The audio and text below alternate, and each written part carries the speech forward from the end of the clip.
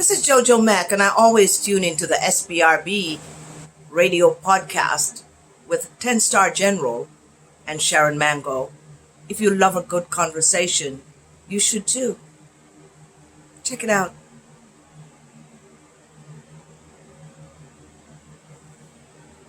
Hi, I'm Sister Audrey, and I fully endorse SPRB Radio with 10 Star General and Sharon Mango. Check it out.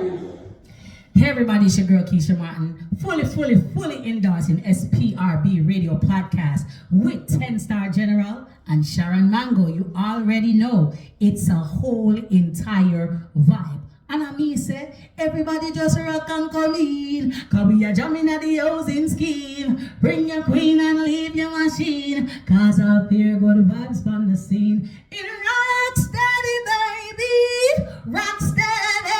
Right over to SPRB Radio Podcast with 10 Star General and Sharon Mango. Keisha Martin says so.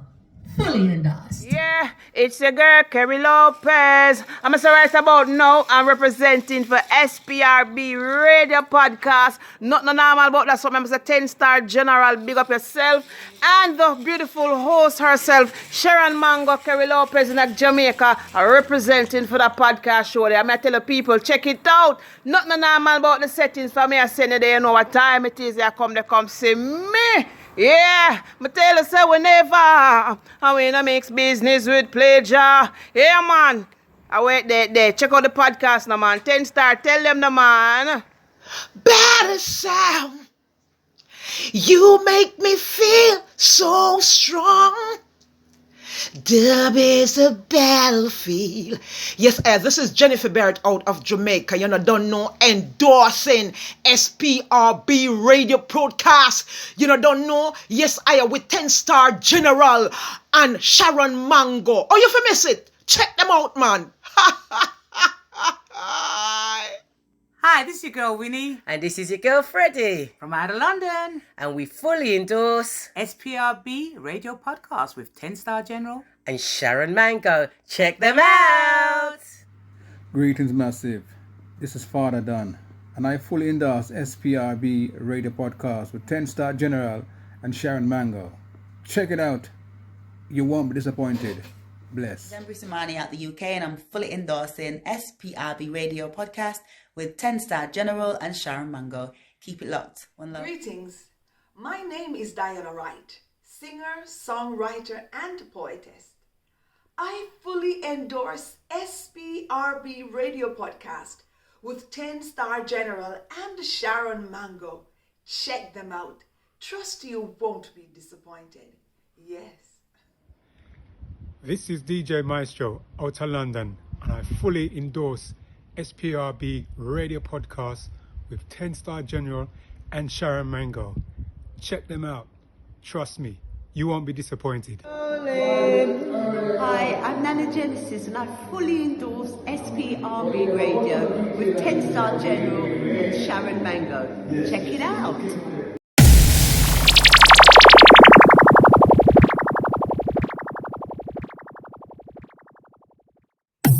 Greetings, one and all. This is Lloyd Brown giving full endorsement to Stuck in Promotion, right out Blend Radio. The station with integrity, the station with a difference. Remember me tell you, Lloyd Brown says so. Full endorsement. Stuck in Promotion, right out Blend Radio. We now stop till we drop. Zane Blacks. Greetings, one and all. This is Lloyd Brown, and you're in tune to SPRB Radio, the station with integrity. Remember me tell you, Lloyd Brown giving full endorsement to the thing. See? So SPRB Radio, I beg you, kick it to it. Let it go.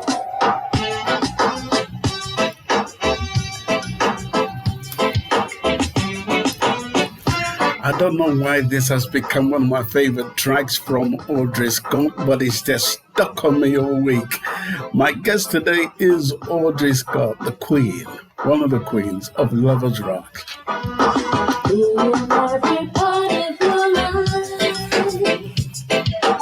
Everything except your wine,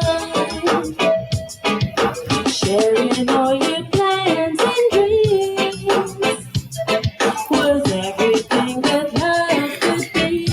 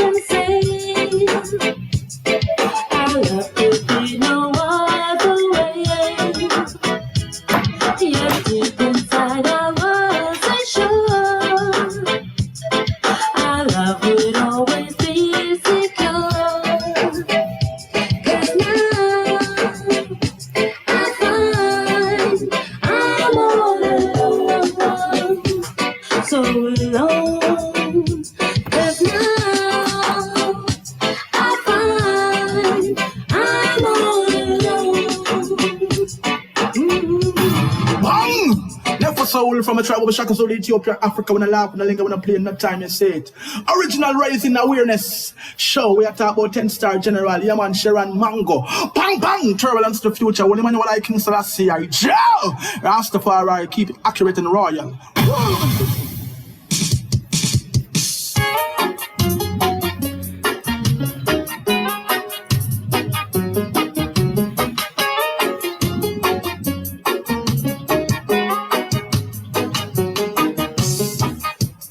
Take it from me, you're not the man you used to be. I must confess, you make me so proud just to know you didn't play around with me and someone else. But from the truth, I know I cannot hide. You're gonna live your life, so I live mine.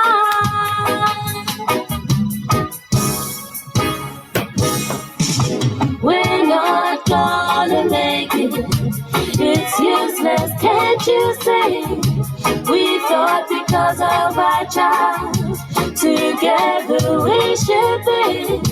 Goodbye, my love, goodbye, goodbye, my love. I'm on my way.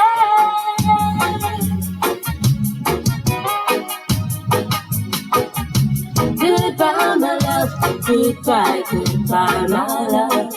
I'm on my way.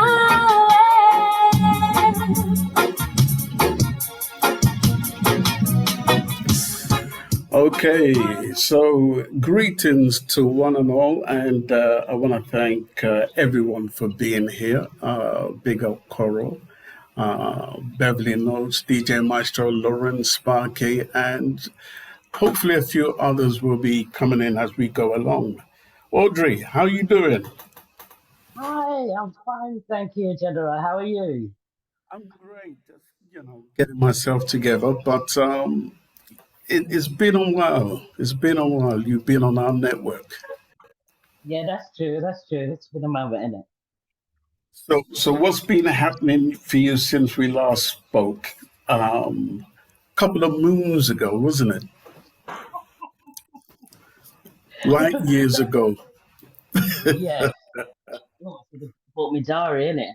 Written it down somewhere. But I have been doing some recordings and some shows, and yeah, just keeping the music going, really. Well, I'll tell you what, we're going to be talking about all that at length. You keep fading out. Oh, am I breaking up? Yes, you are. Oh, jeez. Okay, let's have a look at that. I think it's when you keep moving your head, you seem to is fade it? out. Is it better now? Yes, I can hear you now. Okay, good. Right, so I want to take you back in time, okay, and back to when you were so high, knee high. Okay. I want to take you back to a time where you could remember, back in the good old days when you were growing up.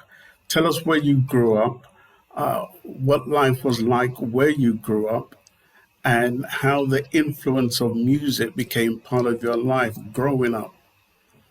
Okay. I grew up in Birmingham, to Jamaican parents. There are 13 of us, or there were 13 of us. There's 10 of us now. So I grew up in a big family. So music was always playing. I do remember our dad taking us to parties on his moped, 1x1 or 2x2, when we were really small.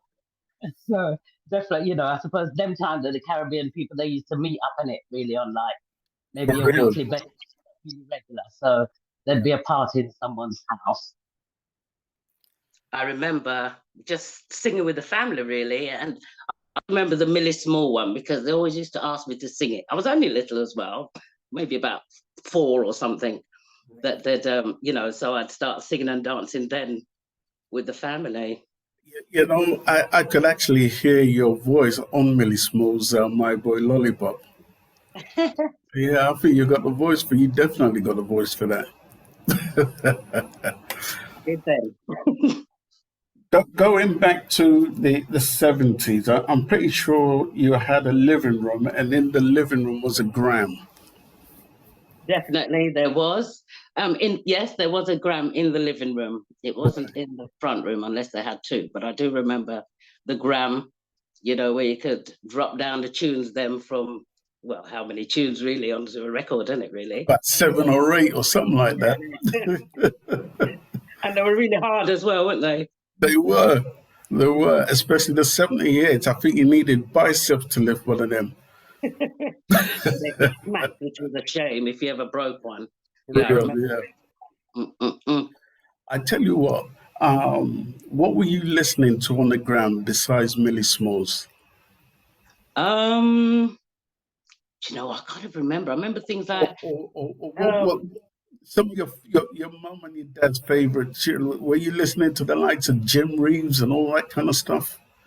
Oh yes, definitely. Jim Reeves and your Nat King Cole, and I might not remember the names, but we'd be just in there. We just used to enjoy the tunes them because we had older siblings as well.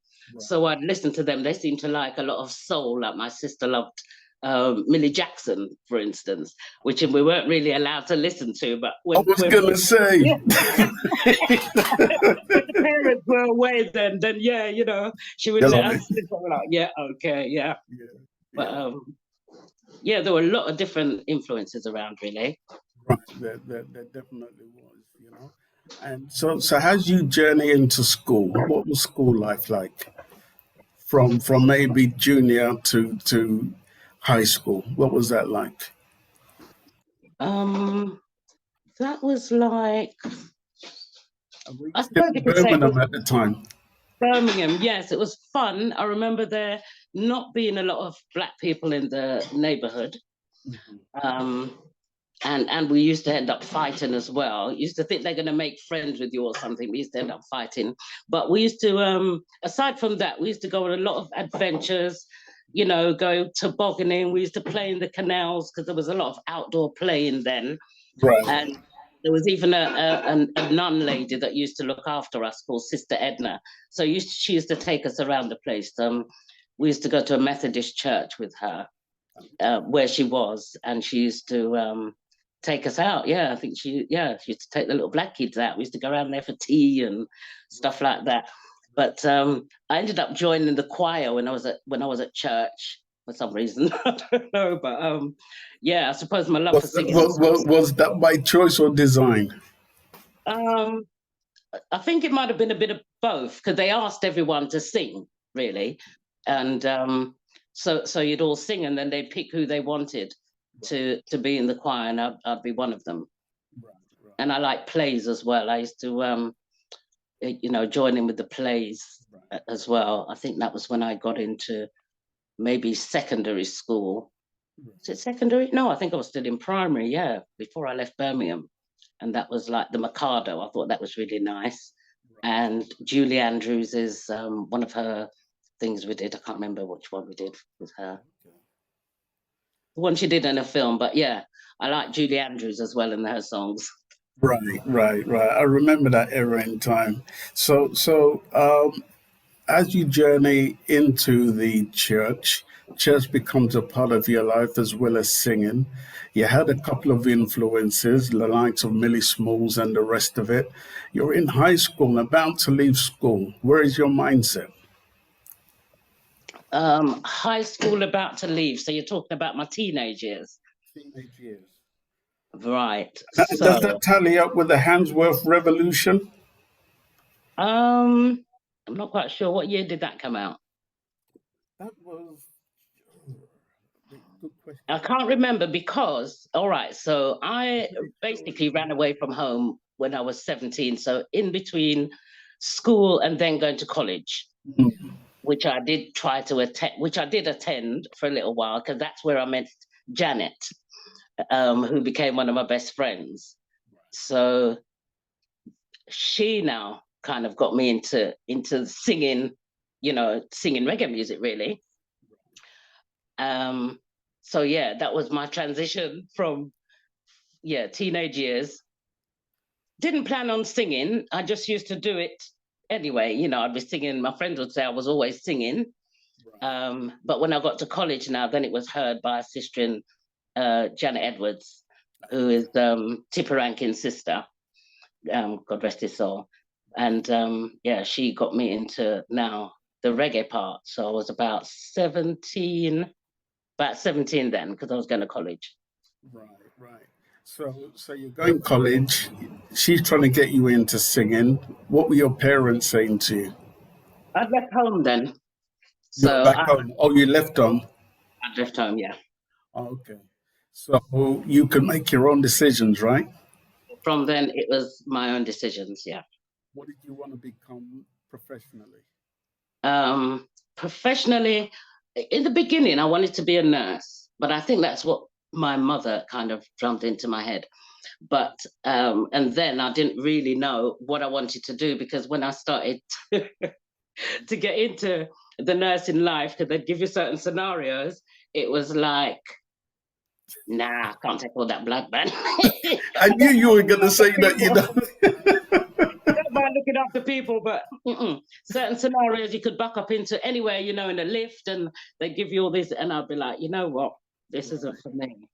And then you know, during that time I was kind of homeless, living in some place which is derelict and not even there anymore.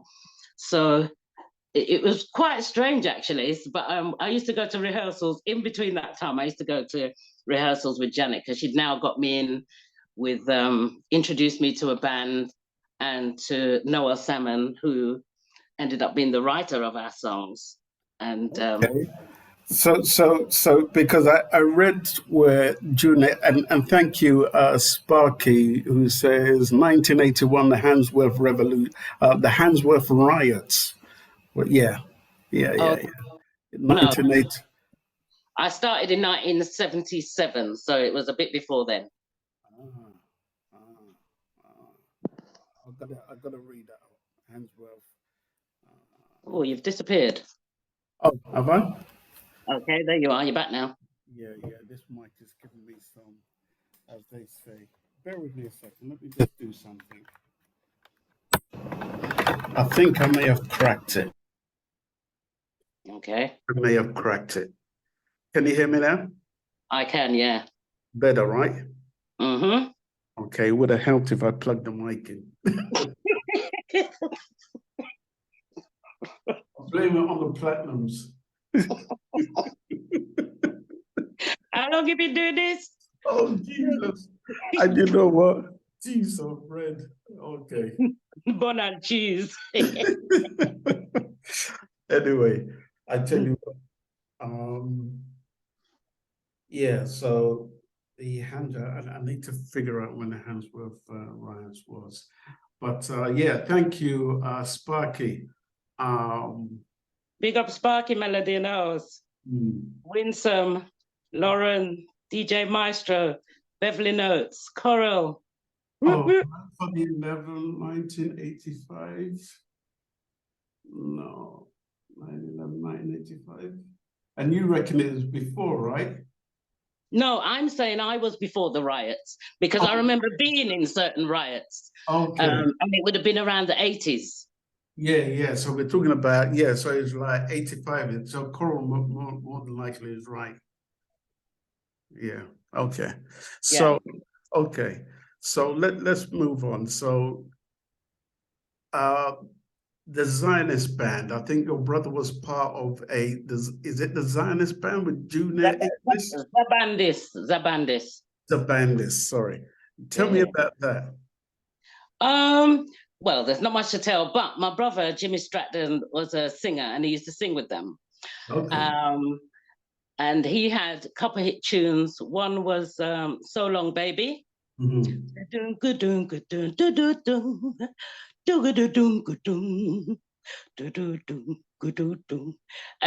was it and another one called Lorraine.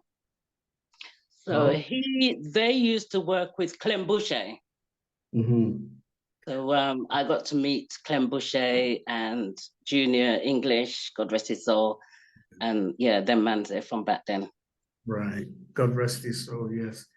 And thank you again, Cora, for always being right. So 9/11, September 1985. That'll be imprinted in my brain, right? Okay, so as we continue with your journey, lead me up to where you now become part of the oh Jesus. The Sadonians? Sadonians. Sorry.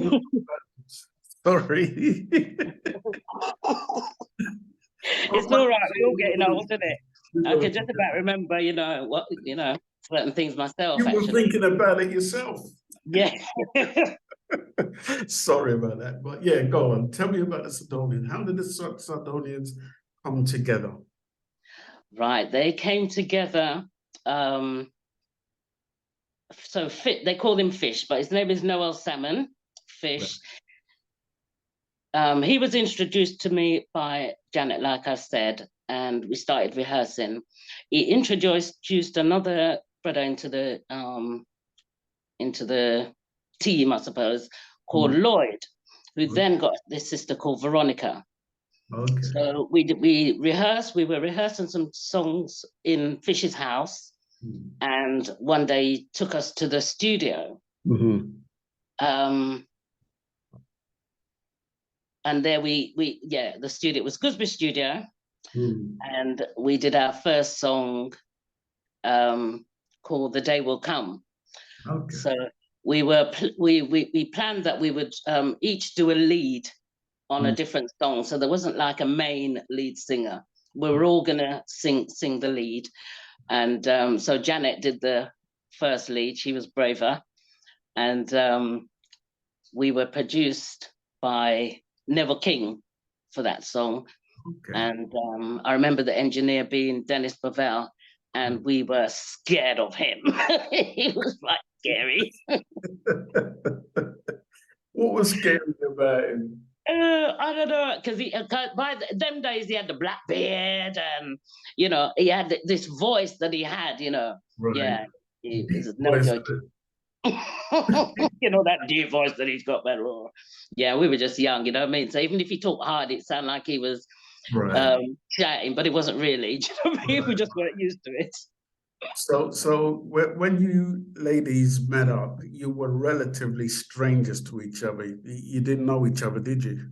No, Janet and I were friends. We were friends from college. Okay. But Veronica, the other girl, she was a stranger to us. Right. So we didn't know her. We didn't know her well. We didn't get to know her well. But she sang on the first song with us. So it would be nice if she, sort of saw one of these interviews and just turned up to us one day, because she played a part in the Sadonians, you know. And I'm sad to say, if I saw her on the street now, I wouldn't recognize her, because she left after the first song. Right. And we just never saw her again. We don't even know what happened. But so it left me and Janet. And then we went on to do, we then started practicing for the second song, which was Goodbye My Love. But the first song, it did quite well. And the guys, they used to take us out to dances, like Neville King. We used to go to their dances, and because we're going to hear the tune play. Yeah, so that actually did quite well. I think it got to number 4 in the charts that we used to have, the Black Echoes chart. Okay. Yeah, it was a nice steppers tune. Right. Have you got that tune? I've got a lot of your music, but on this particular device, I don't have everything, Oh, okay. The ones that I was going to download onto this. Look up The Day Will Come by the Sadonians. It's on the steppers track. Yeah. Before the Loversrock thing set. I actually love that particular track. I love it. Yeah. We're talking about that. I remember the original singer, but I know Amy Whitehouse covered it as well. Covered what? Our Day Will Come. No, that's a different song. All our songs were original. We didn't do any covers. Okay. I've got to revisit my archive. Yes, you better. I know Disappointments and the other one was, part of, your journey and stuff. What was the group? especially when the group was coming together and you were being molded to become this trio group, you were individually asked to take a song each, right?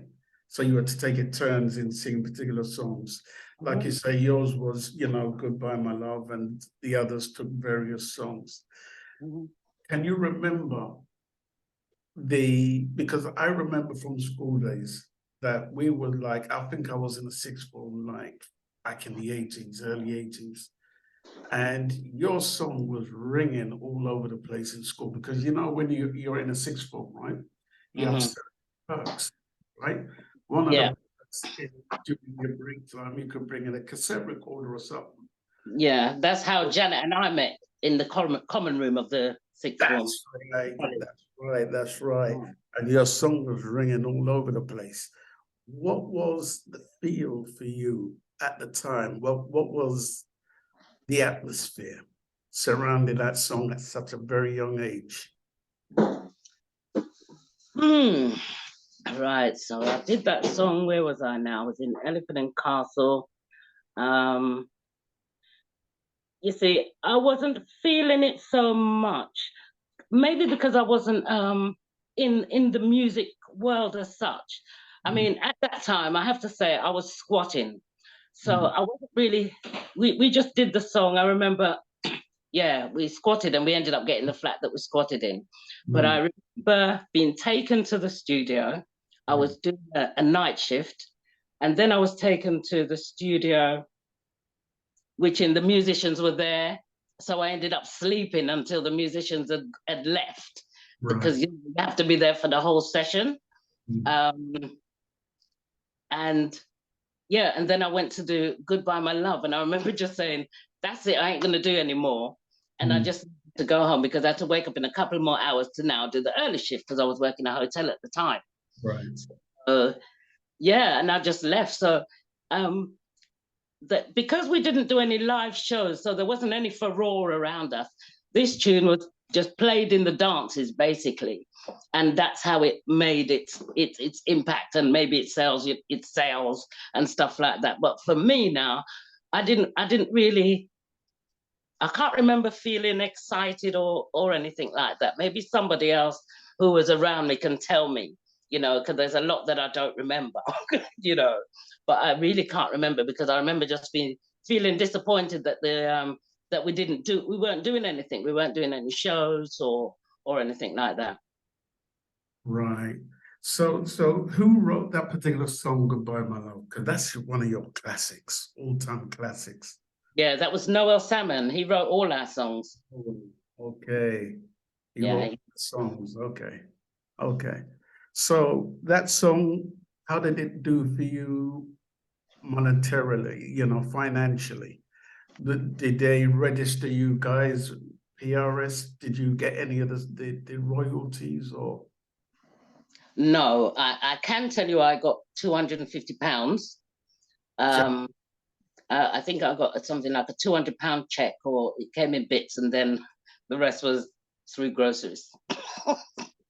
Right. Were you introduced to the music business, the paperwork side of things, or did they just, bum rush you into everything and here's your song, record it, okay, next one? We were just happy, man. We were just happy and just went and, was in the studio, and it was nice to hear the record playing and stuff like that. So we just thought people would look after us, right? Really, we didn't know there was paperwork to be done. We just thought we'd be treated right, really. How comes there is no archive, like pictures of you three together? God knows I've done a lot of research and I can't find one pic, not one. No, and you won't, because John Rubie, who took some pictures of us, so there are pictures with 3 girls, because we did end up getting another sister called Gwen. She used to go to college with us. Right. And we got some pictures taken, and I did call him the other day and I asked him, and he said, oh, it's, he can't find them. They're in a loft somewhere, or in a box, or, do you know what I mean? And people are asking for pictures, so it'd be really nice to get them. One picture, but I had a fire many years ago, so my pictures got destroyed. A lot of my pictures got destroyed, but I had one.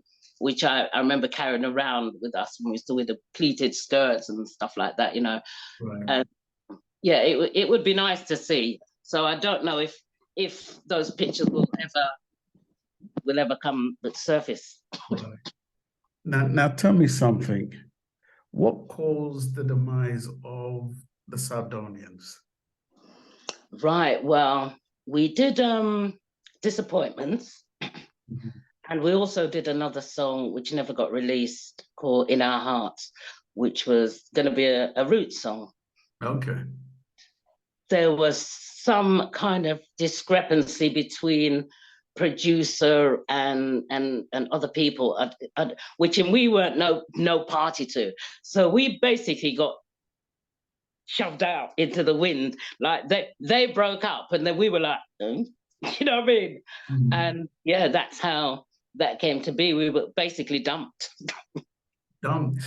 Not told, but yeah, they went their separate ways because we had to work with the producer, and so we had no producer now, no record label, no nothing. So where do you? So what happens to? So the group just said, call it a day, and you just decided to go solo, or what happens? No, I thought we were going to get back together actually, but as life went on, you know, I was working, and then come 1981, you know, I had my first child, so different things had us to run. You know, music kind of went into the background, and I wasn't, you know, I thought, really, is this it, really? Do you know what I mean? And I didn't think, I'm like, you don't get no money for this. Do you know what I mean? So best I just continue working, which is what I did. Right. And yeah, and just go on with life. Right. Well, I tell you what I'm going to do. I'm going to play the original of that song that you did, which is Goodbye, My Love. I have that in my catalogue. So we're going to play the original, which takes us back to 1977, right? No, this will be 1979. The Day Will Come was done in 1977. Okay. Brilliant. So let's play that particular track. Okay.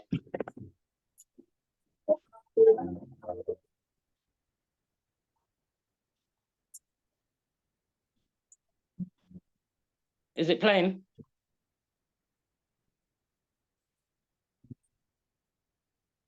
Take it from me. You're not the man you used to be. I must confess. You made me so proud just to know you didn't play around with me. But from the truth, I know I cannot hide. You're gonna live your life, so I live mine.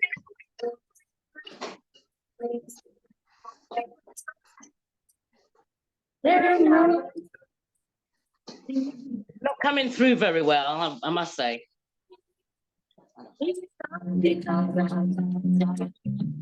Together we should be so. Goodbye, my love. Goodbye, my love.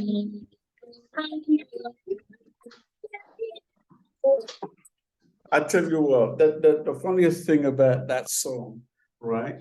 And used to listen to the lyrical content, right? And I was just singing along to the chorus, right? Because that was, everybody loves a good, you know, singer. Yeah. And I think it was you that made me realize that you said, have you ever listened to the lyrics though? And I said, you listened to the lyrics, and it was about the breakup of, you know, relationship breakup, you're on your way and so forth, and people are calling it depressing, but that song was a very good song. I could look past the depressing bit of it and just know that it was a classic. And maybe it was a depressing time for the person that wrote it. It must have been. People could relate as well. Huh? People could relate. Yes. A very nice sing-along. So where do you head to now? So the Sadonians is no longer. I think you say you have your first child. what does Audrey Scott do from there? Well, I did get involved in some musics along the way, even because I remember taking the little children along. So there was a man in Brixton called Joe Benjamin. And people in Brixton would know him because he used to go around blowing this conch shell. But he put a choir together. I think it was called the People's Choir. And we ended up, it was a sister of mine from school introduced me. It was like revolutionary songs. So that was like to keep my hand in at the singing, you know. And I think they even did a record with that. But anyway, that was one of the things I've done. Then I played with various bands because I used to go to Melomix a lot. They used to have rehearsals down there. So I used to go down there and rehearse, formed a band called the Together Band with some brethren from there, some guys that came over from Jamaica. And, you know, we did a couple of shows, weddings and stuff like that. Even in that little time, every now and again, I'd bump into Fish, and because he was always playing his keyboard and doing shows in various different places. So I used to go along with him, you know, and yeah, keep my hand in that way. And it, yeah, so coming up till, I didn't do any recording. No, I did bits and pieces, various shows with various bands I remember doing. And up until about 1994, I met a producer. Someone introduced me to this producer who wanted to do an album with me. Well, who was that? Remind me who that was. That was Jalari from Clarendon Sounds. Okay. So, so what year did the Sadonians break up? I would say 1980, after we did Disappointments. Right. And I remember the writer Fish didn't want it to be called Disappointments. He thought it was going to be a bad omen. And so say do. Right. I'm with you. Yeah. But yeah, there was some discrepancy there, and yeah. Right. So from 1980 to 1990, you say 4? Yeah, but around there, 93, 94. You find yourself in the studio again. Yeah. So in between the Sadonians and 1994, pretty much we're just low key. Yes, definitely. Okay. So you meet Jalari. What is your mind going through? Where you at? What did you intend to do? What was your mission? I intended to get some songs together that I really liked, write a few, and yeah, try and put a nice album together. Okay. So tell me about Jalari and your release with him. Okay, so I got to meet a lot of really good musicians, also the Heptones, John Holt, Chosen Few, because we all were on the same label. Okay. And the Heptones even did some backing vocals for me as well on the album. It took about, I don't know, took a few months to make. Okay. Yeah, because I just was trying to select my songs. Then they'd bring over some rhythms that they had from Jamaica. And so I did Brandy. I can't remember what the rhythms were called because I didn't even know rhythms had names until they were telling me. Well, back then they didn't have names. That was the thing. Up until later on in the 90s. Well, this is it, because they would say, oh, you sing pan this rhythm and it called what and what and what. And I'm like, rhythms have names, you know, because I remember how it came to me was, do you remember the war, right? They had the scud and this, and they had a scud rhythm. And I was like, wasn't that like one of the missiles that they used for the, was it the Falklands War? I don't know. We had some war going on anyway, and they came up with these names. Right. Yeah, of the missiles that they use. So, yeah. As we progressed during the show, maybe towards the tail end, we will be opening the mic to anybody who's in the chat room who may like to ask Audrey Scott a question. So, you know, in a couple of minutes, you'll be able to do that. Okay. And a nice question coming from Sparky, however, which is what I want to ask you. Whereabouts did you record your first single? Gooseberry Studios down in the West End.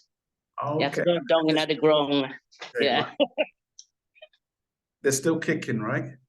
I believe they are, you know. I'm not quite sure. Yeah, but the very first song was done at Gooseberry Studios.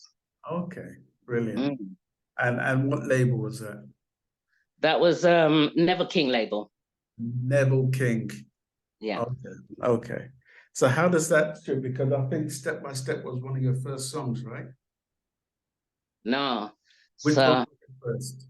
The first song was The Day Will Come. Okay.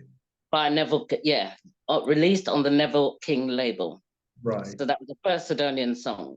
Okay. The next one was on the Freedom Sounds label. Freedom Sounds, okay. Yes. So the last two were on the Freedom Sounds label, that one and Disappointments. Now who owned Freedom Sounds label? Do you remember? John Rubie. John Rubie, okay. He's the one who's got the photographs. Right, okay. Now that was a very popular label. Yeah. Yeah. Because I remember this man from Jamaica was also on that label. When I remember his name, I'll tell you. It wasn't oh gosh, I've forgotten his name now. Echo, but one of them sang on one of my on Disappointments. Was it General Echo? Oh, I'm trying to remember. Okay, can somebody Google that, please? Disappointments. Who did the B-side of Disappointments? But there was a DJ that was over that came up that DJ'd on the tune. On that particular tune, yeah. Yes, because it's a 12-inch, and then they used to go into the dub, innit? Yeah, back then. And I'm trying to remember. I can see his face, but his name's not coming.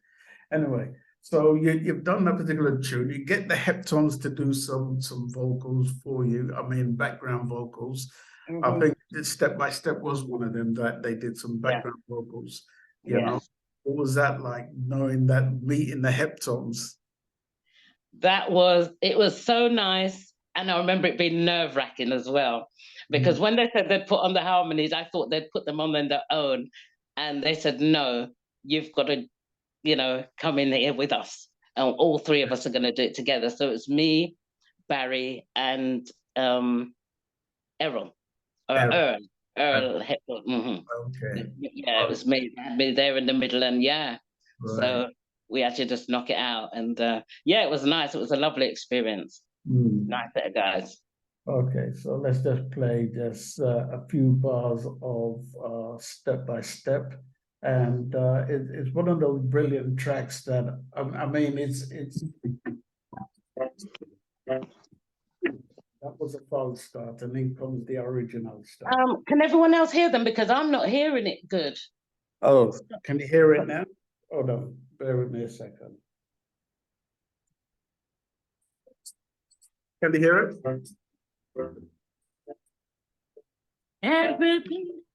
Okay, let me just sort out the vocals one more time. So this is what happens when you go live. Sometimes all right, so let's do that one more time. Can you hear it? I'm coming home to you. I thought I would hear it like I'm listening to the radio, but it's Okay. I'm not too sure why you can't hear it. I don't know. Can anyone else hear it? Is everyone else hearing it? All right, it might be me. I can hear it. It's just low. Okay, so let's just see if you want to hear it. Let me turn it up. Yeah, somebody said it's faded. Clint Eastwood, that's right. Thank you, DJ. You can hear it now? No. Step by step, with every beat of my heart. Yeah, we can hear it a little bit. Step by step, with every beat of my heart. I'm coming home to you. I'm not too sure why you can't hear the vocals, but yeah, I'll have to have a look at my system a little bit later. So you've done Step by Step. That was one of the songs you did with the Heptones. What else did you do musically? Moving on. So that was around the 90s. Okay, so I then...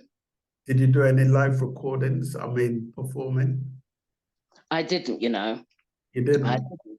Okay. Not pertaining to the album, but when I... it would seem that it was after that time I may have met up with this band, because I remember doing quite a few tunes from the album with this band. So when I was down like Melomix and then places there. So yeah, I was able, but it wasn't like for promoting the album at all. It was just me wanting to do the songs that were on the album. Right. Okay. So you didn't do any live performing.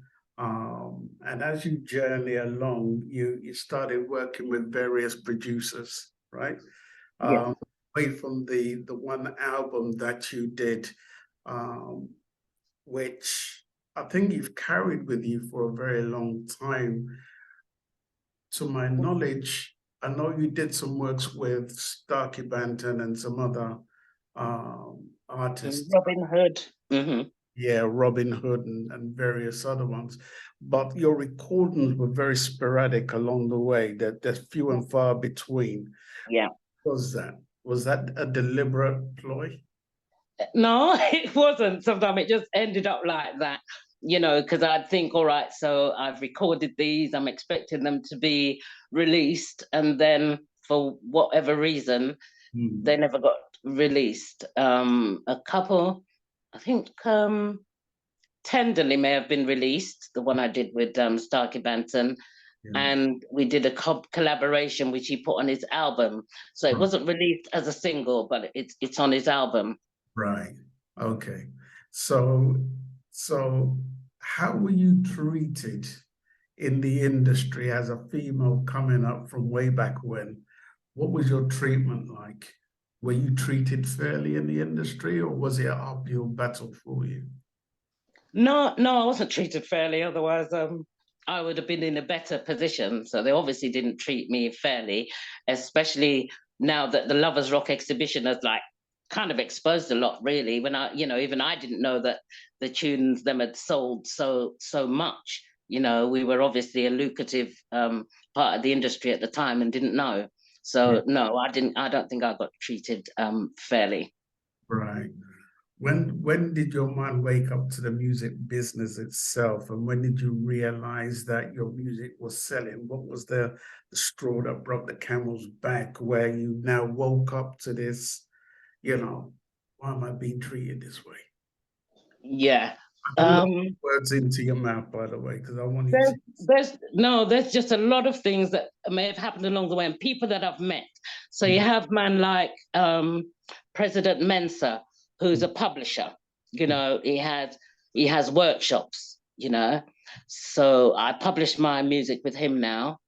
And, you know, now I'm older,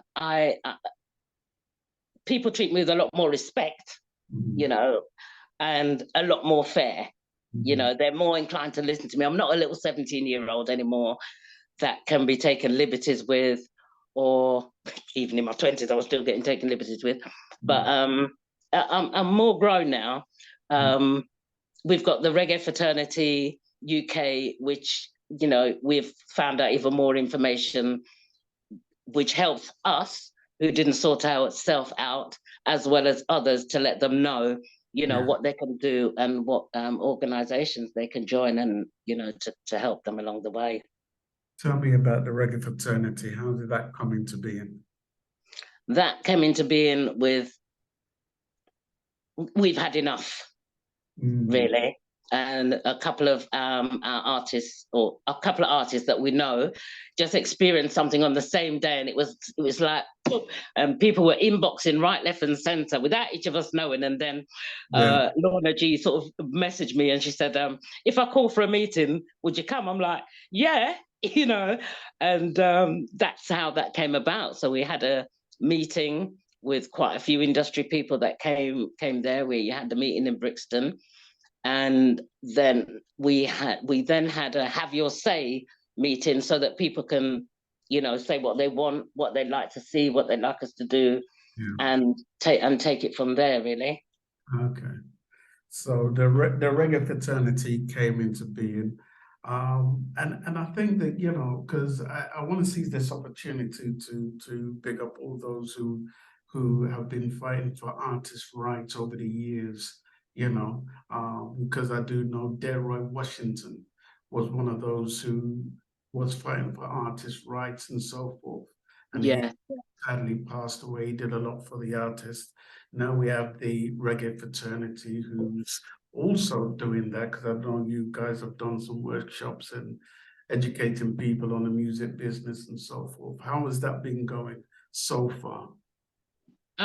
So far it's been going good. At the moment we've got the Loversrock exhibition, which is in Croydon Whitgift Centre, and that will finish at the end of the month with the Reggae Choir as a grand finale. But that's been going really well. So yeah, we'll be going on to the next venture soon. Right. So right now, because I do know a lot more people are suffering from, you know, monies that they could have claimed but haven't claimed.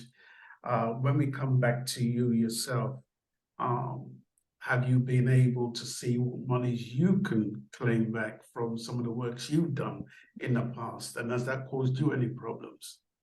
No, because it would seem that we can't go. Oops, Daisy, I hope I haven't lost you. No, you haven't. Okay, it went off the phone then. Yeah, that's because it's so far back, I'm told that money is lost. So I'm trying not to lose any along the way, but we're still researching into that because so many people have lost. You know, when we, you know, there's been a lot of interviews at the exhibition, and there's a brother who might be able to help as well, Gary Revelation Ditson. Okay. He's looking into stuff like that, yeah. Because I'm being told you can only claim back as far as 6 years, 6 or 7. Yeah, that's right. Yeah, and you're talking about 40. I'm wondering if there's a loop. We haven't found it yet. Who knows? Somebody might find a loophole, but so far, nah. So I'm just trying to make sure these monies don't get lost in no loophole. Right. So what went wrong back in the past? Do you think it was due to lack of knowledge? Definitely. On both parties? Lack of knowledge and a lot of trust. Okay, because they must have known what they were doing to an extent, you know. And so they should know if they were treating us fair or not. Right. Really? Right. Okay. And that's sad, because I've seen a lot of artists who go through a lot of pain and sorrow till this day, you know, especially when they hear their music being played back, you know, and knowing it's doing so well over the years. Because I know, because I've been told there's billions of unclaimed money. Yeah. So that's why people are looking into it still, because if it's not being claimed, it must be somewhere. Yeah. So as you progress with the Reggae fraternity and with the works you're doing, you've recently been working with quite a few people. There's a particular track which you did. Just tell me about that particular track, which is called Children of the Night. That was another song you did, which I love so much. Who did you do that for? I did that for Derek Fevrier. Okay. So that was, what's this? Is it new something? Maybe somebody can let me know. My memory's not so good, but yeah, Derek Fevrier, he's got some beautiful tracks, you know. He has some lovely tracks. And he asked me sort of what song I liked. And I said, you know what? I love this song from I was young, you know. And he said, come in the studio, man, and let's see what we can do. So I said, okay. And yeah, I went and I did it. I was nervous as anything, but I did it anyway. Because I hadn't been in the studio for years. But yeah. Okay. So Children of the Night. Apparently he used to work with the Jones Girls. He did work with the Jones Girls, who we actually met. We ended up meeting one of the Jones Girls at the Loversrock, the Giants of Loversrock show. They did a soul reggae thing at the O2. Okay. Oh, that was nice. Lovely. Yeah, so that song did fairly well for you, I'm assuming. No, not really. No. But it was nice to do. But it's not like I got ripped off or anything. You're talking about sales, right? You know. So yeah, I just try to sing them when I do my PAs so that people can hear that I've got songs here or there, or they can check me out on Spotify and they realize, you know, that there's more songs that I've done. You know, when you look at the music industry as it used to be, you know, it used to be vinyl, you had to get the milk stamper and so forth and, you know, do your thing, you get it released and then, you know, hopefully people like, you know, Jetstar would take up your recordings, you get it sold, and it was a sure way of knowing where your monies was going, you know. Then technology changes. Did it change for the better or for the worst? You know, that depends on the people, because those who are really savvy and kept up to times, it's, you know, I would think it's gone well for them. But if you're not keeping up with the times and the movement, then... So do you find that no matter how much you promote your unless you have, especially if you do not invest money in a promotional company, it feels like there's picking grain sands, you know, sand grains out of the sand kind of thing? You see, I never went so deep into it. Mm-hmm. I don't go so deep into it. That's why it's good to have a team of people who can do these different works. Otherwise, because you can't do everything. You can only do so much, you know. Right. And that's how I met Coral, actually. And she kind of opened up my eyes to certain things, you know, because we're there like, yeah, we can do everything ourselves. And she's like, you know, some of you need to be represented a bit better than you are. So when you have somebody like that who's going to do your PR or your PA, it takes the stress off of you, you know, even if somebody wants to book you for a show, you know, sometimes I'll have to ring Coral. I'm like, can you speak to this person? Because I just feel like I'm going to cuss. Do you know what I mean? And so, you know, because sometimes you don't want to expose yourself like that. Do you know what I mean? That's why it's good to have a team, so you don't have to do everything. And you don't have to be telling a man about himself. Do you know what I mean? You met Coral at a point of like frustration, you would say. No, I met her. She was actually looking for me to do an interview for a magazine. Okay. And she got in touch with me. I think it was via Facebook. So that's how we got in touch. And then we started speaking from there. And that's how that relationship kind of started. So it wasn't a frustration thing. It was just in speaking to her, I'm like, oh, you know something, you're right. Do you know what I mean? Yeah, we could do with more representation. It takes the stress off, you know? So, yeah. Yeah, and you see, because I still want to touch upon the marketing, you know, and I see what Corey is writing. She said the hard part is getting people to market. However, it's like getting through to the right audience, so to speak, right? And this is where I'm coming from. As far as I'm aware, and I know I'm not the only one who buys music, but there's few people amongst us who really put their hand in their pocket and buy music, whether it's online or anywhere else, right? So how do we expect our market to grow when we're not even investing in it? Well, if you're not going to invest, because you're not going to get it. Here's my question to you. You're voicing all these songs, are you really making any money from it? Right, so me now, I know that it's not a lot of sales because remember, it's a young people's market buying songs. Yeah. And we're not young anymore. For one, we can still sell some. There are some people who are still selling, but you can make your money like doing shows, selling merchandise and stuff like that. So it doesn't always have to be about the record making money. And some records, they're slow burners, and some of them will be, you know, it might, who knows when that will pick up. Do you know what I mean? Because sometimes they might come for your tune, or all of a sudden it's like, you remember that tune? And then it will start selling then. So it might not sell instantly. Right. It could just be a slow burner, or people just don't take to it. Okay. But there are some people, you know, your diehard fans who, no matter what you make, the minute you make a song, they'll be out there buying it, you know, and then they share it amongst them, their friends. And, you know, because I've got a few like that around me, and they will share it and they will buy it, you know. Right. Okay, so let me ask you another question then. Okay, so let me ask you another question. Especially where Loversrock is concerned, where do you see the genre of Loversrock today? Do you see it still in demand, or is it only resonating with the diehard few? Or do you think it's outdated? Are we the generation that is keeping it dated? No, I think I see some young people who have updated it.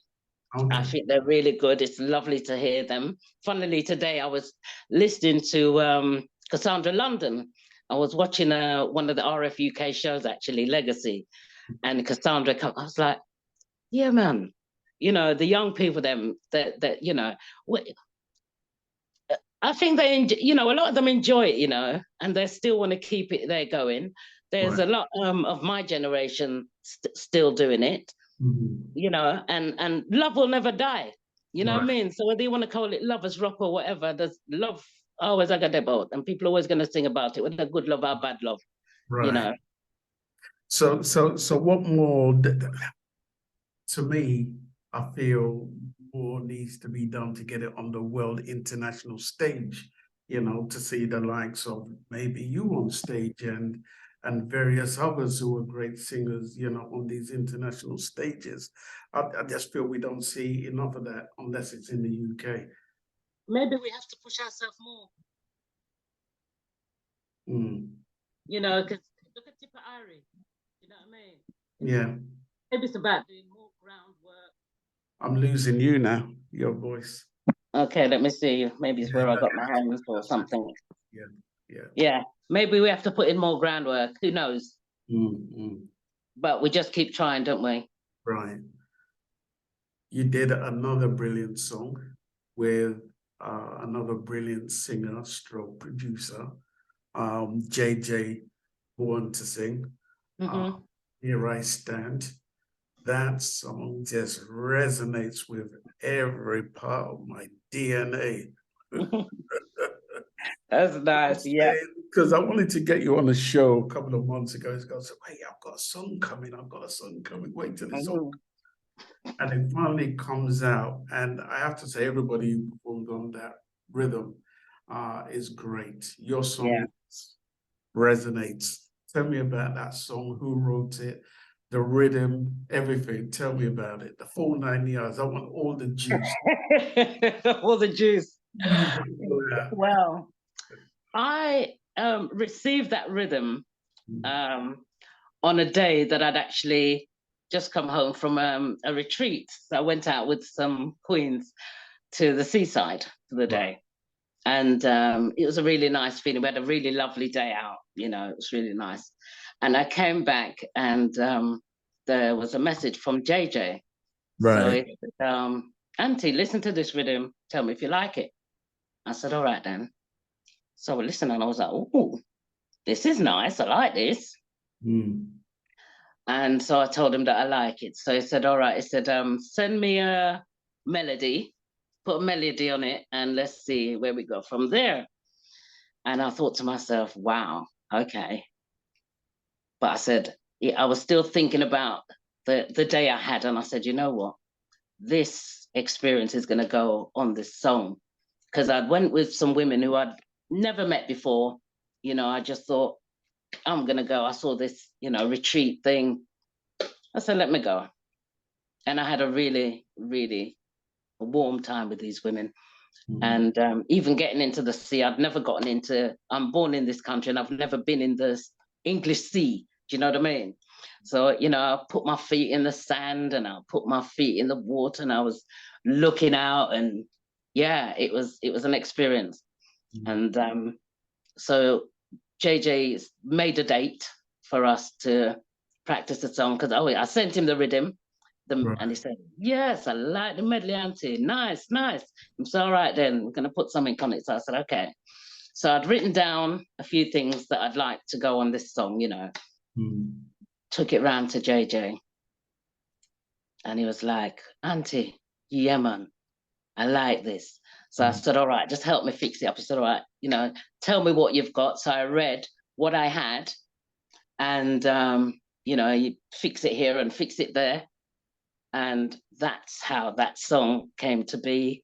We went to the studio, which was really nice because JJ looks after you. So you go to the studio, there's food, drink, settee, you know what I mean? It was a really nice atmosphere. Yeah, really. It's a bit like yourself when I come to your studio there, man. You know what I mean? Get looked after. Yeah, get properly looked after. So, yeah, we had a nice afternoon. And yeah, each of us, and it was really strange because I hadn't heard the others' songs. Yeah. And they're so interconnected. I was like, wow, this is really spiritual. What a vibe. Yeah. I said, it's coming like we're all on the same path, you know, with that song. It was, that was really, really something to hear. I was like, look at that. Really nice. So I enjoyed that time there. And with the other artists, it was really nice. Kitty Corbin, lovely woman, love her. And Tenor Star, he's got a voice. Yes. And I have to say, everybody did it justice, But I find anytime I am playing the River Jordan rhythm, right, I have to start with Audrey Scott. I don't know why, but your one comes in first. Yes. I don't feel that. Do you realize what you did? Do you know what? I played it to a sister who's actually online right now at work. And I'm always a little bit wary with young people, right? And I says to her, listen to this song. I said, listen to this song and tell me what you think, yeah? You know what I mean? And she looked at me and she went, goosebumps. I went, really? Lauren, tell them. Lauren, there was tears coming out of her eyes, everything me frightened. The girl had tears coming out of her eyes, and so many people. I mean, I sang it when I did the when I had my interview at the Loversrock exhibition, and this brother came to me and he was like, he had tears in his eyes as well, and I was like, and he goes, no, he said, sister, I really feel that tune. I love that tune, Thank you very much. It just brought me back. And he gave me a whole story. I won't go into it because it was really sad, but I was glad I was able to uplift him, That's what that song does. It really does. It puts me in that thinking mode where I can meditate. If there was ever a song that helps me to meditate, I am. Yeah. It's that tune there. Oh, thank you. I actually love it myself. Very rarely do I say that about any of the tunes that I do, but that tune, it came so much from the heart. I sang it how I felt it, really, and that was it. Just refresh my memory. How were you feeling when those words came to you initially? I mean, the words at the beginning, it starts out, I used to be afraid of the water and its waves. So I was tentatively walking in this water thinking, can I really do this? And, you know, we spend a lot of time thinking, oh, what people think about this and what people think about that. And I'm like, Audrey, this is England. Whatsoever water you go in there, you might as well just go in there. No, you can't wait to go here or there. Right. Go where it is, you know? And it was like a refreshing experience. You know, I was looking out into the sea and basically calling the ancestors, you understand? Because they're gonna hear me. And that was me in that moment. And then I'm like, you know what? Just trust God and, you know, let it be. Ancestors were with you. Yes, I felt them. And we felt it in the song. I'm hoping you're going to hear it this time, all right? So here we go again, all right? So introduce your song and let me just play a couple of bars. Okay, this song is called Here I Stand. Here it is, ladies and gents.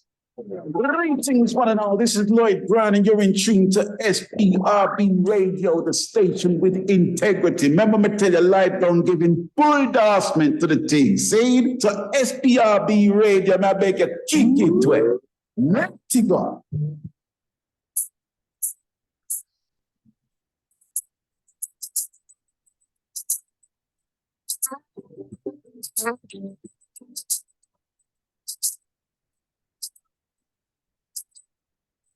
I used to be afraid.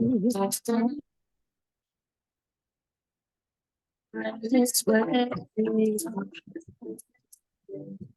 I always had this feeling that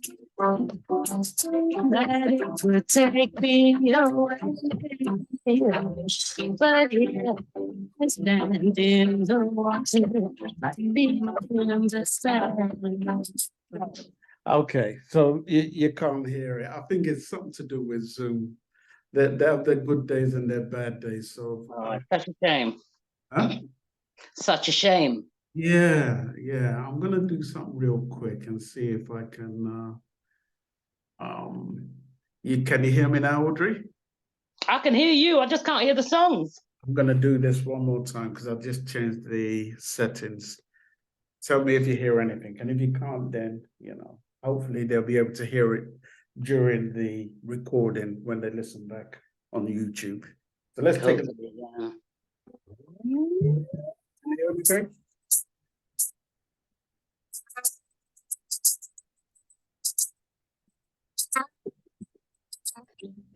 That's unfortunate.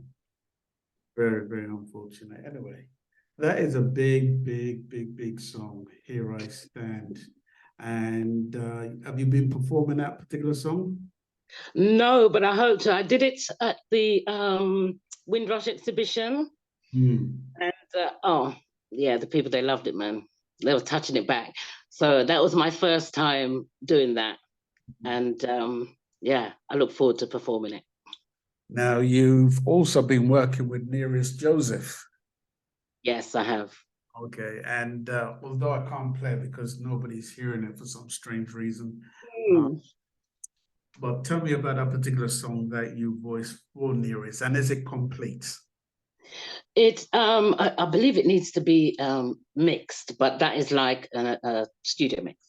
Okay. But this was done during the lockdown. So, and there was a lot going on, wasn't there? I remember. Anyway, something happened. Something happened. Is it where I say warriors? Warriors. Yes. Yeah.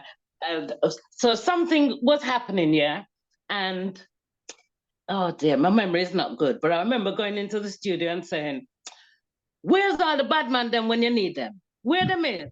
Where are they? They're not protecting us, right? I don't like it." What's going on? Nearest was like, "Calm down, Audrey, calm down." I said, I want a song about that. I want a song about that.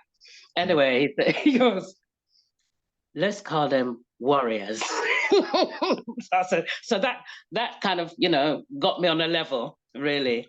Right. And yeah, just one, it was just about protection. And it also, this phone, I was thinking of the time in my youth when we used to be really militant, and because I remember going, to the was it 1977 riot, and I was just thinking of the militancy that we had in our youth. So I was just asking, where has all the warriors gone, and so on and so forth, really. So it was written by Nereus with a few touches from myself. And it's produced by a brother that we played a band with. So I used to play in a band called Rhythm Squad, right? So I've known Nereus a long time, since I moved to the East End and started playing in bands. Yeah. So, I'd go to the studio where the One Love Center, then there was, they'd introduce me to a band. So I met him playing drums, and so we've always kind of been in each other's life. So it was nice when he called me up and he said, listen, Lindy wants to do an album with some of the artists that he's worked with. So, and that he told me, give Audrey a call. And so there's an album worth of work that we've done, because he's quite good. He's a good songwriter, he's a good musician, and also good at producing as well, Yeah. So I don't have any worries working with Nereus. He's, he's good at what he does. He definitely is an unsung hero. Definitely. He doesn't get the credit he deserves, because I've known him for years and years and years, and the amount of works that he has out there that maybe doesn't get the credit for as well. Yeah. There's a mountain of work out there with various people, and I absolutely rate him. I listened to the song that you sent me, Warriors, and to me that feels like a renew. I don't know how to put it. Like you've revamped yourself, or you recreated your lyrical content, and now here comes no longer the soft, lovey-dovey Audrey Scott. Here's, like you said, the militant Audrey Scott. And it's always been there. It's always been there, and yeah, that's me. I've got that side. So you have the different facets of Audrey Scott, because if you listen on the album, you will hear a song I did called Cross the Border. Why can't we cross the border? Yes, that's true. You remember that song? Yeah. Right, so I think I did that on some rhythm or other. But I've always had it in me, and to me, and it's always been serious times. And remember, the Loversrock and the Roots were hand in hand as well. Right. So even though we were singing the love songs, I was always a Roots girl, Roots woman now, So they've always gone hand in hand. So I guess that's true. And I've always known you to be that person. But I guess it was a matter of, when is that Roots person gonna bust out? Yeah. So is this gonna be the first of many now then? But most probably, yeah. Because the thing is, there are songs I've recorded and just never got released. Do you know what I mean? So otherwise, people would have heard that from me a long time ago. I mean, the last song that the Sadonians did was a Root song. It just never got released. Right. Because remember, we were going to the studio to sing reggae. We got genred later, but it's reggae. We went in there to sing, and a lot of us was singing on steppers rhythms anyway. Listen to song, them good.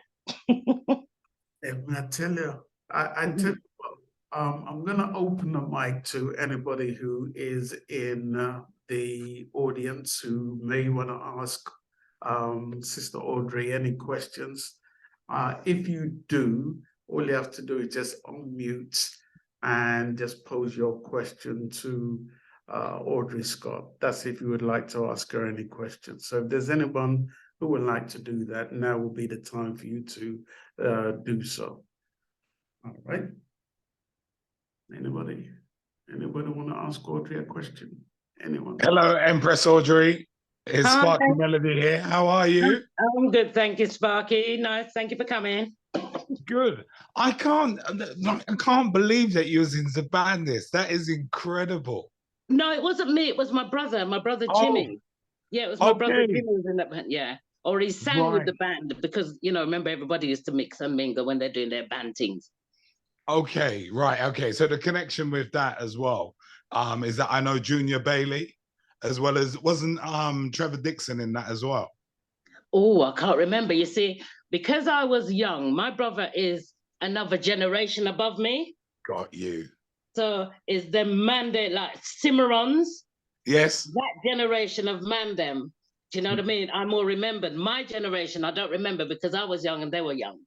Okay. It's like when I met Vivian Jones and he said to me, "Oh, me and you was on the same record label." I'm like, I had no idea because I didn't mix. I went and did my thing and went. So I couldn't remember it. That's incredible. So that's what the connection is with Zabandis, your brother. Brilliant. Yeah, Thank brother. you. You're welcome. Thank you, Sparky. And Can I ask one? Yes. Go ahead, Winston. Hi, darling. Audrey, Have who a would you good- like most? Who would you like to do a duet with most of all, if you could? Anybody? Oh. Who would I like to do a duet with? I think somebody like Tipper Irie. Okay, you want okay. So you sing the sort of So like a vocally combination. lovely, and then he does a kind of a toasting thing, right? Okay. Okay. We can arrange that. But you put me on the spot. I'm sure there's others in my head I would think of, but yeah. I think I'd love Maybe- to hear you in Nereus, actually. I'd love to hear you too. Nereus, yes, that would be nice. Even wouldn't it? JJ, yeah. But I think I'd love to hear you in Nereus. Yeah, especially if we do a love song. At least it's more my age. Yeah. Okay. All right. All the best anyway, Love you like that. Thanks for tuning in, sweetheart. Thank you. And all the best with the show tomorrow. Bless, darling. Thank you. Bless. Thank you. Bless up, Mikey. And bless up Sharon for me. Okay. Yes. Anybody else would like to ask a question? Anybody else? Yes, good afternoon, everyone. Audrey, good afternoon. Hi, DJ Maestro. Yeah, you good? Winston I think just beat me to it, about the question. Who would you like to work with? All I would like to say is, I've been following you for such a long time, and I haven't really got a question. It's just to say that, your tunes are timeless. That's all I can say. You're gonna, from way back then. I mean, you're still only young. You have plenty more to give. But it's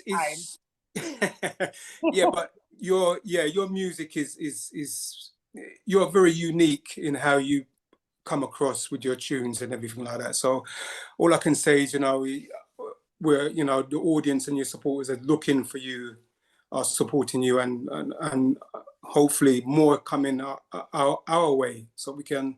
And for me, getting on the radio is a must. As Winston would say, that's what we need to do, is get all this music on the radio and see if we can, get it to excel, because otherwise it just goes by the wayside. So all we can do is support, and God bless you, and keep on doing your thing.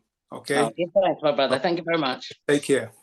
And let me big you up, DJ Maestro, because, every now and again, I try to keep up with the shows you do, and I know you put a lot into supporting UK artists as well, so we do applaud you too for the work. Yeah, thank you, man. That's the 10 Star. That's what that's the main aim, It's about giving the audience the music. Is that's what I do, It's just something to bring to the community, man. Let everybody know, and especially the younger generation. So bless Thank you. you, DJ Maestro.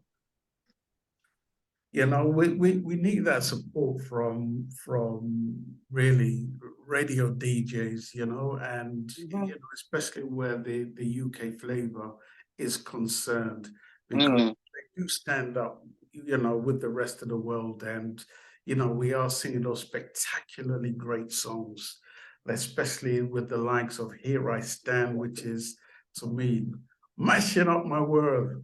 I actually heard that in a, so I went to my friend's birthday party a couple of weeks ago. Yeah. And then this brother played it. He's going, I've got a surprise for you. I had no idea. It sounded really good in the dance. You want to see the people them dancing to it and think it was so nice. You know, those are the feelings I should have had in my teens when it was like Goodbye My Love was going on. My You know what I mean? God, what beautiful style. You know what I mean? When the world people get rubbed off, them kind of tune there, you know what I mean? It brings that energy back. I tell you what, we need a lovers rock dance, you know? So that like somewhere like 3, 4 in the morning, certain tune drop and you need a lady to dance with. Them kind of tune there. I like the mixture. I love what Governor General's doing. I think it's every Friday, every month or something like that. He puts on a dance, you know, and gets a different DJ, and it sounds like, yeah, the revivals are really nice. And he does like the lovers. We call them Reggae Man Soul, and man. Yeah. I want to ask you specific questions now before we round out the you know, conversation. You're much loved in our community where we come from. Are you feeling the love from people? Yes. From your fan base?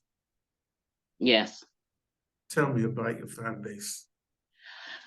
My fan, I don't know if I would call it a fan base, you know, but there are just people who are there watching your back. They've got you covered. I'm also learning to accept the love, you know, and my place in this position. Do you know what I mean? Because I used to play invisible, but now I realize that I can't do that anymore. And I'm like, you know what? Just accept it, embrace it, and enjoy it, because life is so short, as we've seen. And, you know, I'm in my 60s now. What else am I going to do? Do you know what I mean? I'm embracing the love. I'm enjoying the life. And I give thanks that I can still be singing now to give you the love, because I stopped for 20 years. So I was not looking to come back, you know, and feeling it now. It's like, oh, I love it. Yeah. Are you your own worst critic, would you say? Yeah. Okay. Yeah. Okay. And now you're embracing yourself more and more now. Yes. And you're loving life. Listen, life is radiating over the camera. You know? Sorry? I say you're radiating all over that camera. What I'm looking at is a person who's accepted where she is, and she's just radiating life. You know, as youths growing up, we have a hard time with compliments. Tell me about it. I know you used to be in that space, you know. Tell me about it. And it's nice to see where you're at today, because for everything that you're going through, right, in that good place that you find yourself, hearing it in your music. Yeah. The two go together. Yes, they do. Comfortability. Yeah. Damn.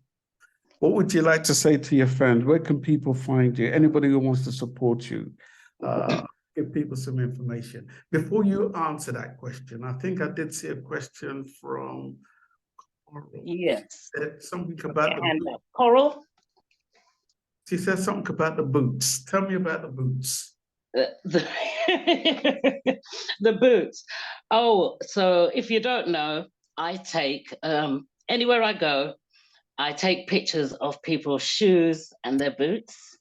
So they call me the shoe lady. Some people have got a fetish, and it's not that. I just think that these shoes need to be seen, because the queens and the kings, because I had to include them, that, you know, when they go out, hey, they don't joke to dress. And I'm like, listen, I'm just going to start taking pictures.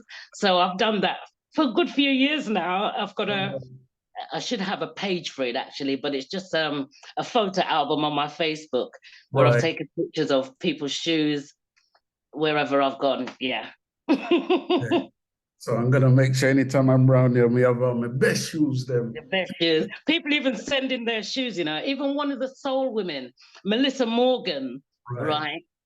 I forgot what group she was in, but she's one of the soul singers from back in the day, and she smashed it at the O2. And she sent me a whole lot of her shoes because I took a picture of her boots. She sent me a whole load of her shoes. I'm gonna put them up one day, actually. What she sent me, I thought it was fantastic. It's like a room, they have their closets in it. Yeah.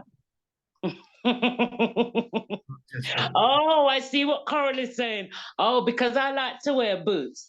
So she reckons I get dressed to the nines, yeah? And then I'll have on a pair of boots. And it's true, I'll put on a gown. I need to feel comfortable. Do you know what I mean? Listen, that's why I'm having to take pictures of the woman heels, because I admire them. I can't do that. 2 minutes and that's it.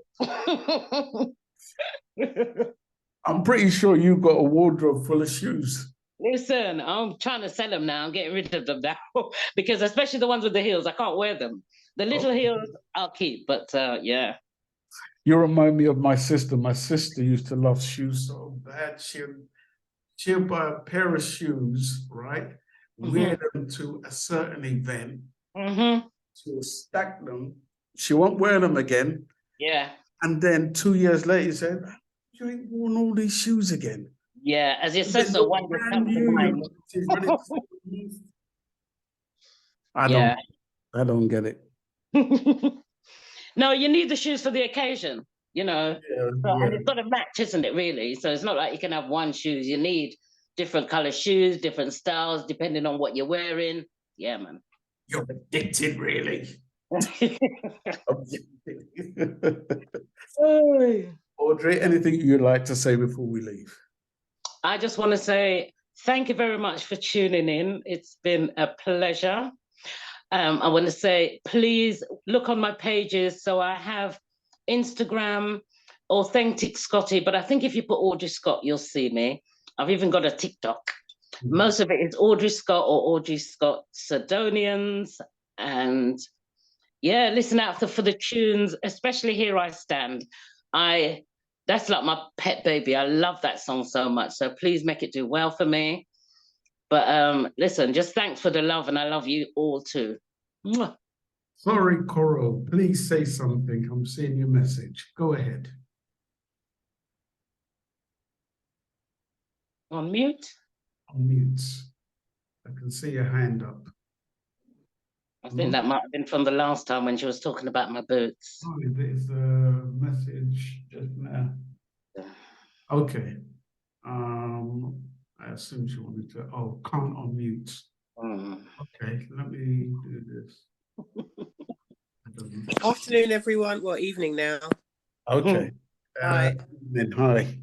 Good show, General. Really enjoyed it. Thank you, everyone, for coming out on Audrey's behalf, even though she said it already. I just wanted to say that I'm in total agreement about Audrey's status, who she is as a person. Since the time I met her, it's 9 years now. I was just calculating. Wow. It's 9 years.